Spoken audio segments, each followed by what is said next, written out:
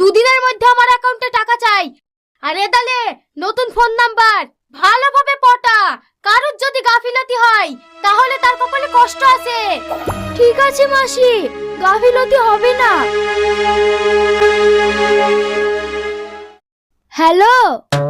হ্যাঁ বলো সোনা, তুমি কেমন আছো? হ্যাঁ আমি ভালো আছি, তুমি ভালো আছো তো? কি ব্যাপার, তোমার মনটা খারাপ লাগছে?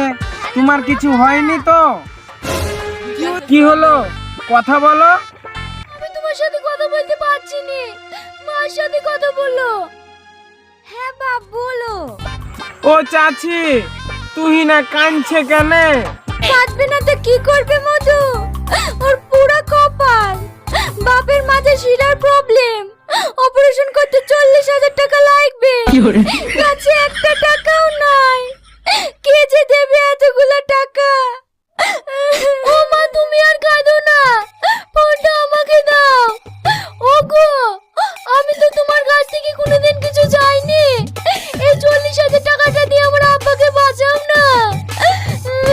ঠিক আছে, তুমি কাঁদো না, তোমার ফোন পে নম্বরটা দাও, আমি এক্ষুনি টাকা পাঠিয়ে দিচ্ছি। ঠিক আছে শোনা, আমি হোয়াটসঅ্যাপে পাঠিয়ে দিছি।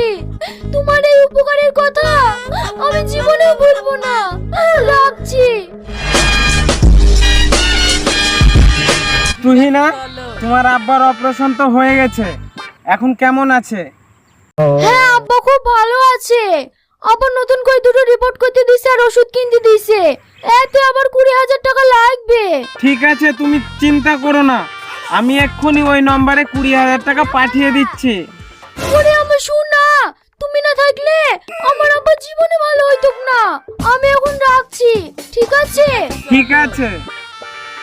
দুদিন ধরে যেই ছেলেটাকে ফোন করছি সেই ছেলেটা কি বলছে তাই বল।